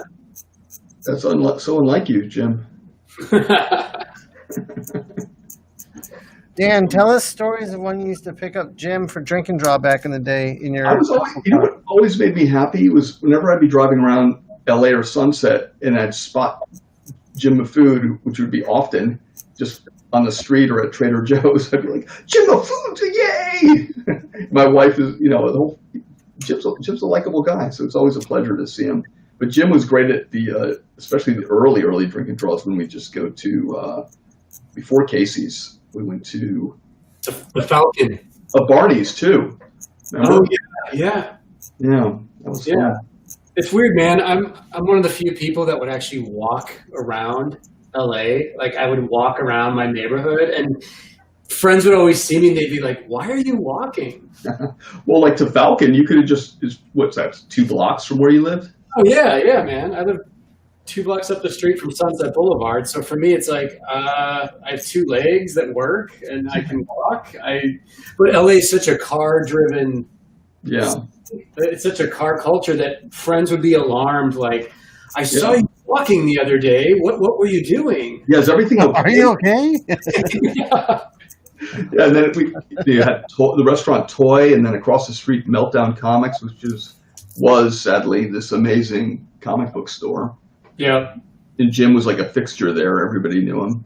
Yeah, we got to use their back gallery for like gallery shows and party stuff. That's awesome.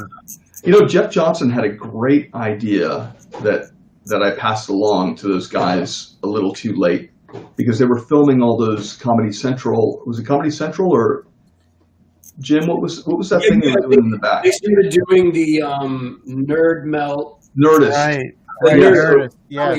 Back there. So I don't remember what night it was, but there would be a line out the door to get into this Nerdist thing, and they were charging a Nerdist, and then we're charging a modest entrance fee to sit there and be a part of the audience and get this great show. But Jeff Johnson's idea was like, what if it was a 2 comic book minimum?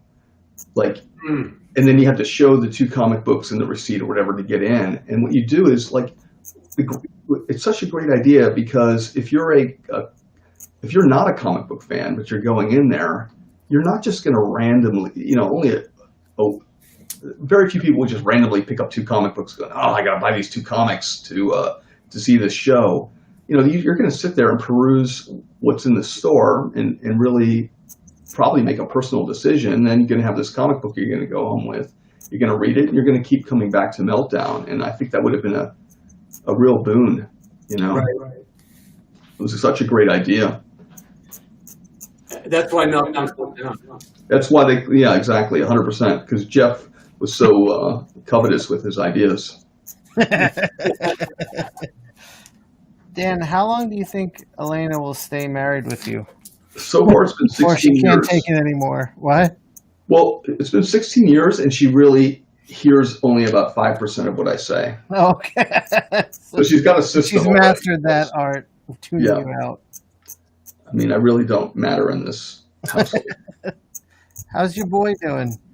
He's doing great. He discovered, maybe for the best or for the worst, he discovered Roblox. Oh, Roblox. I remember my kids were into that. Yeah, he loves it. How old is he now? He's 6. Wow, 6? Damn. Yeah, he can talk. He can read a little bit now. It's so crazy. Damn, man. Wow. You remember meeting my kids, Dan? Or at least my daughter, I think you I met. think I maybe met only one of your kids. Yeah, my daughter. She's in college now. Yeah, she didn't like me. I remember that. I warned her about you. She looked at me and she was like, I can always remind her who you are because I'm like the smartass who's sitting next to me, the barbarian. Oh yeah.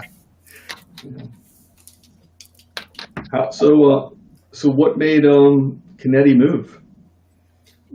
His wife is from that area and they have a baby and she wanted to be close to family. That probably helps quite a bit. It's not easy. Yeah.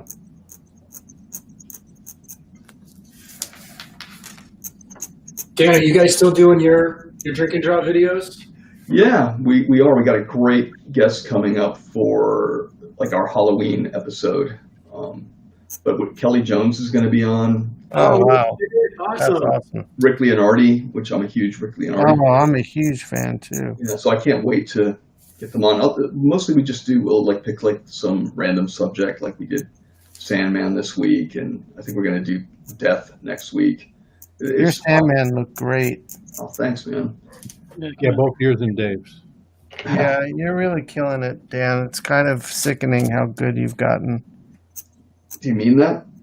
I do, unfortunately. Wow. Thanks, Sean. I completely agree. Yes, I don't know. I have more fun doing those drawings than I am like doing regular covers. I don't know. I'm really enjoying it. You can tell. How much of that did you get done ahead of time?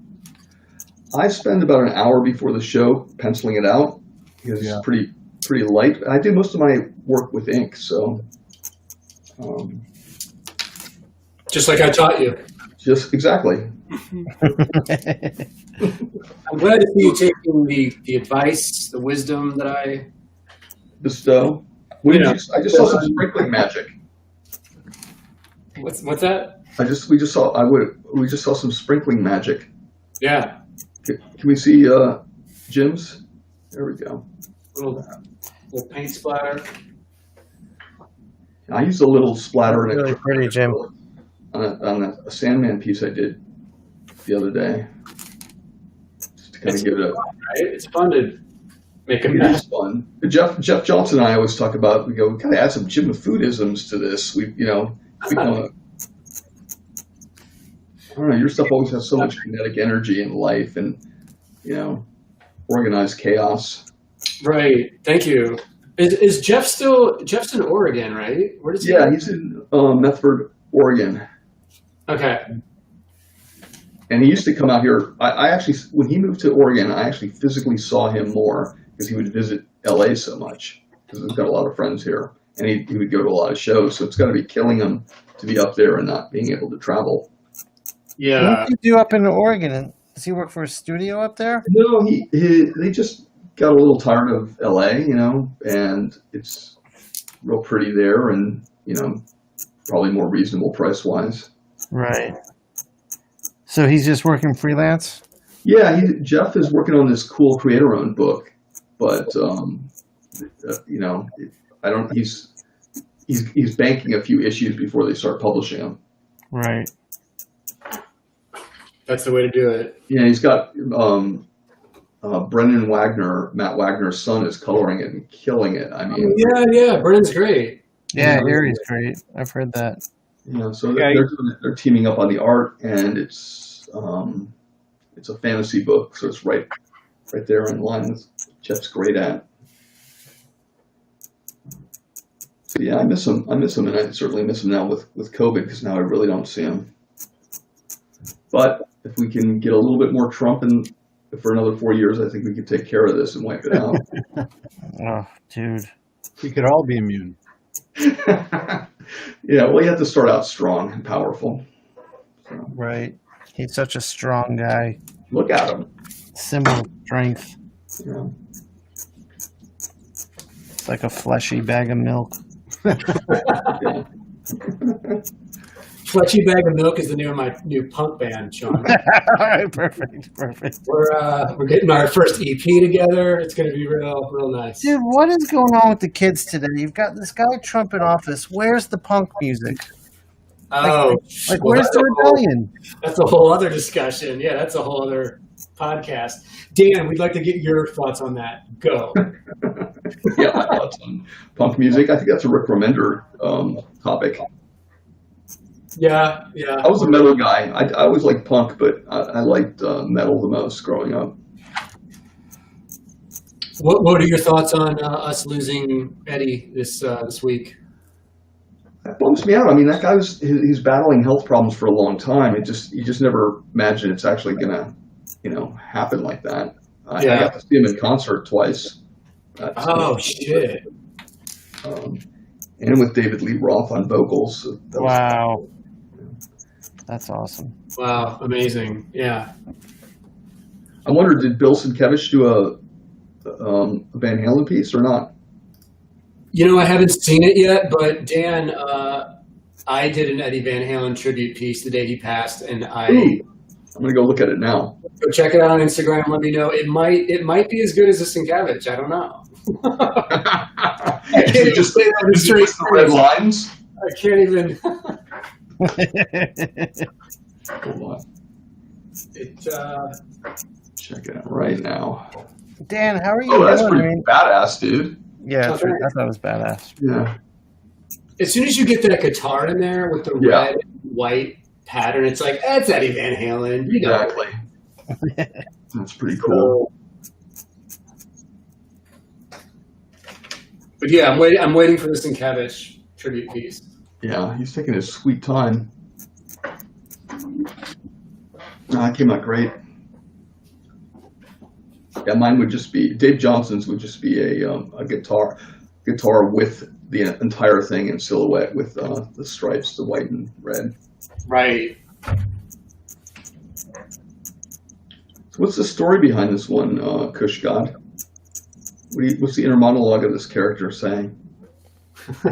He's prepping for the destruction of Dan Panosian. Ah! What was that? That's my. Good, Sean. That looks good. What was that sound effect, Dan? I'm not lifting weights anymore. I've kind of decreased in masculinity, and Your testosterone levels have dropped. it dropped significantly.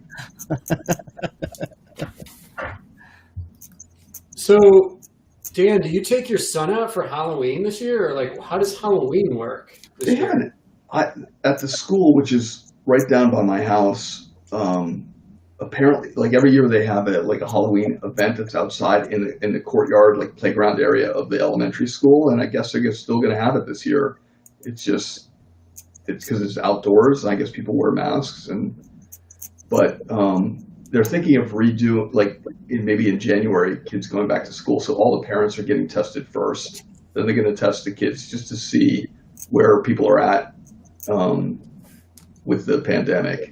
And that'll be a determiner, But as far as us going out, there's not too many places like the aquarium in Long Beach, where the Long Beach Con is at. They're letting people visit the outside tanks, and you have 2 hours to do it, and only a limited amount of people. You have to make reservations, so not a whole lot of things to do. Dude, where I live is just open. And Yeah. has been for a long time. Well, sometimes I go outside, and then I just kick them out and then lock the door, and then See if he gets in. yeah, and I'm like, okay, it's 5 o'clock, the sun's going down, get back in here, make us dinner. It builds character. Yeah, you get some alone time, I get some alone time, it works out for everybody. But yeah, no, you know what? It's amazing just how adaptable kids are, because he was just on Zoom with one friend, and another friend's popping in. He knows how to use an iPad and jump all around. Oh, sure. It's crazy. Dan, you've become a real writer. You're on here doing nothing and getting the spotlight. You've kind of mastered that art of being a writer. He's listing himself as the new Klaus. The new Klaus. I'd love to be the new Klaus. That How would be dare amazing. you, sir? How dare you? If Klaus saw that, he'd jump back on, and I'd get a talking to. But Yeah. you like the shirt? Hold on. What is it? Pain don't hurt. Wow. It's got your boy Patrick, on the acclaimed actor Patrick Swayze. Yeah. it. Yeah. Roadhouse, classic. Ben DeFeo got me that shirt. Who did? Ben DeFeo. Oh, did he? How's Ben doing? Not good. He's he's holed up there in Missouri, and I think it's can't be easy on him and the family. Right. You know, one of his son just went away to college. His son's like a mini me, so I know that probably wasn't easy for him. Right. I don't get the impression he really enjoys the drink and draw, hosting the drink and draw live stream. No? No, but then Ben's a hard guy to read, you know. Well, he also has to deal with you, so I can understand. True. And Dave's very feisty during the pandemic.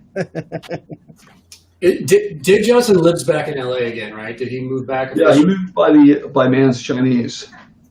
Oh, that's my old hood, basically. Yeah, but he's right. You know, he's kind of right in there, right across the street from Man's Chinese, and so it's like you could kind of get away from the tourist aspect. Dave's right in the heat of it.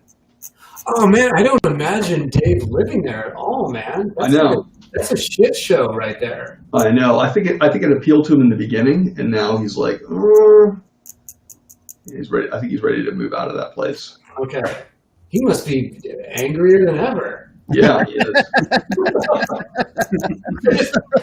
Well, we'd go out all the time. We'd go to Jones. We'd go, have a drink here and there, grab some grub, watch the UFC fights together. You know, it's very, very difficult to do anything now. Yeah, sure. And Lena was always worried that Dave had cooties, and now, with this thing going on, she's really concerned. Airborne cooties. Yeah. Look at Tim Sale's. Tim Sale has like the panoramic full screen. Hell yeah. No, I meant when all the screens are together, showcased. That's It's got the widescreen version. I guess Sean does too. Yeah, I'm on widescreen. I have no idea how that happens. I didn't do nothing. I did on my end. No. I wouldn't mind transitioning more into writing. I really enjoy it. Really? Well, look, I'm not drawing right now. I know, but I'm happy about that. I can just jabber. Are you? I just have to type it. It's always my goal. We definitely want to see new art from you at all times, though, man. That's what drink and draw is for. Don't deprive the world of those ink skills. Oh yeah. I mean that What will happen? ironically. I mean, we really do want to see you make new shit. Yeah, I agree. no, I mean, Jim. you seriously, just in the last 5 years, you seem like you're really being energized by drawing more. I love it. I mean, there's so much to learn, and like I always say, like being at Essential Sequential, not to brag, but I think like the Essential Sequential roster has got to be the best of the best in the industry. It's insane. I mean, that's quite a group, and to sit there at these shows typically and see everybody's work firsthand and see how artists are doing it, it's very inspiring, and you can't help but learn a lot just by osmosis. Yeah, for sure. Working so fast that you can, stay busy doing all kinds of different things. I am when it comes to inking, I'm pretty speedy. And you're also a very savvy businessman with your $35 head sketches. Yeah, remember that? That was Becky Cloonan. Becky Cloonan taught me that. Becky makes it work. You did not. I did not. That was a disaster that one time. We had like so many of them, and I'm like, geez, it's taking me. I worked out the time. I'm like, I could have just done a big commission and made. I know you kept making fun of me because that Thor was taking forever. Oh, I made so many mistakes in life. Philip is asking, what traditional art does Dan use as inspiration? Crom. What traditional art? I'd say Drucker, right? More Drucker's a big I one. worked for Jack Davis, but I also like Charles Dana Gibson. I like the sketchiness of like a James Montgomery Flagg, where he just kind of James Montgomery Flagg's like a more chaotic version of Gibson. And About Clement Cole. yeah, I like him too. I like the more like aggressive lines of James Montgomery Flagg, I guess. But like Charles Dana Gibson, there's a serenity to that line and his take on art. Like there's just a cohesive peacefulness to it. And James, I mean, if you ever even see a picture of like James Flagg, he looks like he wants to murder you, you know?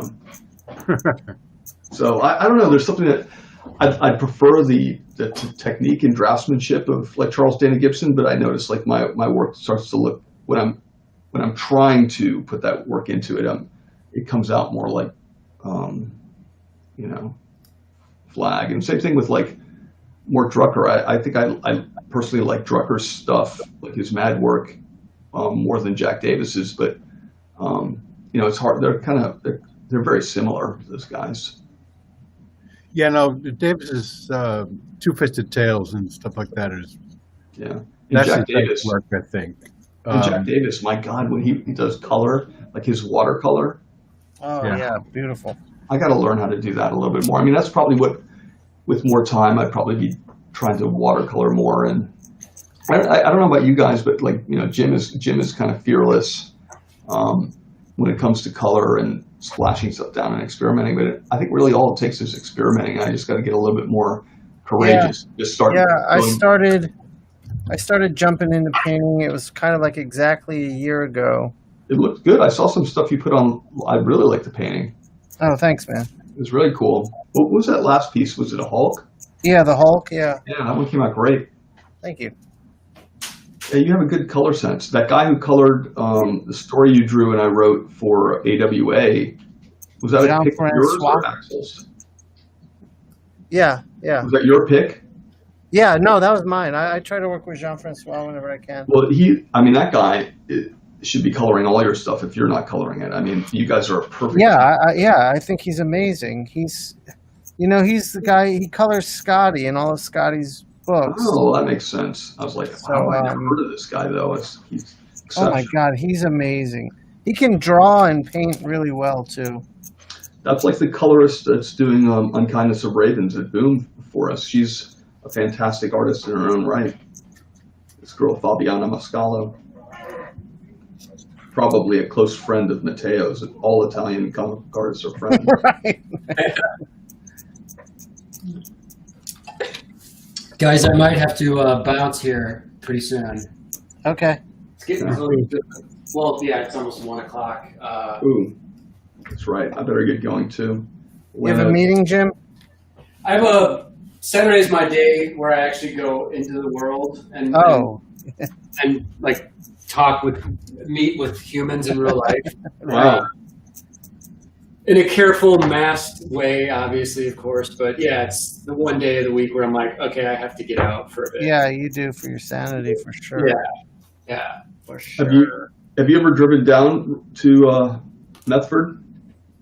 No, that's why I was asking where Jeff was, because I don't ever leave Portland, so the outskirts of Oregon make me slightly nervous at times because I don't know who.